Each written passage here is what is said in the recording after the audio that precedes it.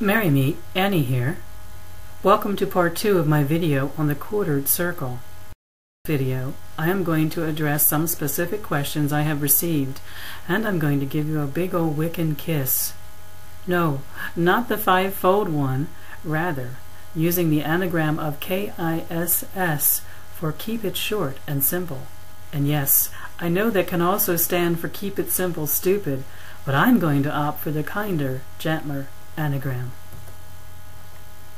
I'm often asked a housekeeping question by those who cast for themselves or for a group, and the question is, how wide do I cast the circle? That reminds me of a question in an old song, how high the moon? In other words, it's not the specifics that make it so. It's not about a number, it's about a good fit, like slipping into something comfortable.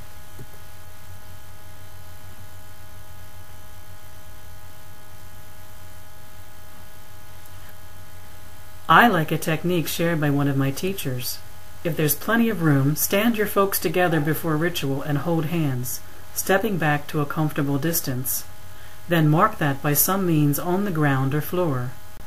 Flour works great indoors as it can be vacuumed up, and outdoors can be brushed away after circle something you definitely want to do. Placing stones works well too. I personally do not ascribe to using salt. Salt is earth that tends to keep a circle too centered in the here when used to define the circle. And yes, I know you read someplace to use salt. I can only suggest you try a couple of ways and see what works for you. This technique allows for a comfortable distance for folks to move around the circle and to create energy, and makes it personal to the group. In my first circle, we would link our initiation cords together to create the circumference of our circle. This practice of holding hands to set the boundary of the first circle feels very much like that to me. I have often practiced in traditionally sized circles, but have come to prefer this method of determining size. A small circle can feel like clothes worn too tight. We can find what is just right. And this idea permits an ownership of circle by those attending, with deep meaning to the size of the circle apparent to them when they rejoined, when circle is formally called. It becomes an act of co-creation. It is understandable that indoors we are working backwards from available space, and that might be limited. We can still use this technique by having folks stand at closer range, hand to hand, or sit in a circle to determine what fits. My teacher called this trying circle on for size. Or we can use the technique I most often use in small spaces, which is called casting to the walls.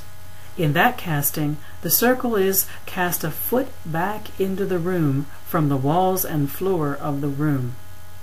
We then cast to the plane of the forces out from there and to the astral plane beyond that.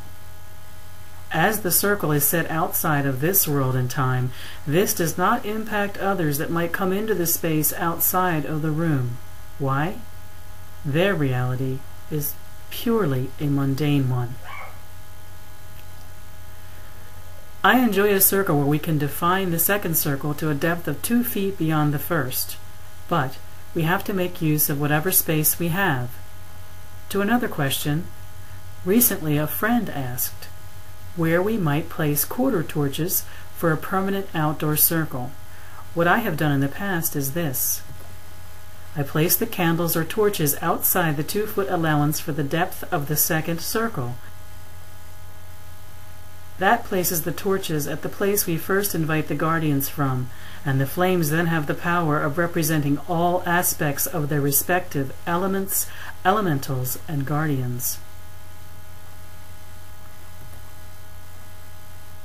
I've had a question from another acquaintance as to the location of altars. I locate mine at north, just inside the first circle. This permits movement about to cast the wider circle, and permits plenty of room for movement of those in circle, especially if energy raising is going to involve movement. If a working is being done that requires use of the altar by all present, or if a meditative working involving the altar is the object of the circle, I place the altar at center.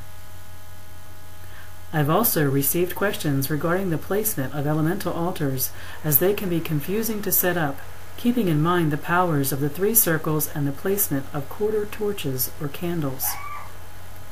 This is my suggestion. It leaves the elemental altars just outside the 2nd circle, which is appropriate to their power as anchors for the elementals and the portal for the elemental guardians. The main altar can still be set at the inside edge of the inner circle at north, which leaves room for movement. I've seen circles where the main altar was considered the north altar, and where all the elemental altars sat within either the inner circle or just outside the 2nd circle. And I have enjoyed setting the elemental altars right outside the 1st circle, but on pedestals that raise them up. The setup pictured here works the best for me, though, as long as there's room. And works well if the altar is to be set at the center for the rite. When the altar is at center, I prefer it to be round, just a personal preference. I don't put an altar at center unless the working of the rite is shared in such a way that all need to be very much in touch at the personal level with the altar, kind of a Wiccans of the Round Table.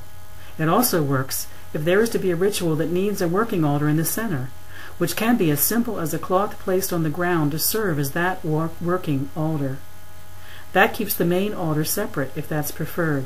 For me, a square cloth works as well as a round one when the altar is laid upon the ground. Now about this keeping it simple. I've created an extra video coming next to complete my thoughts on that. So stay tuned indeed for a part 3.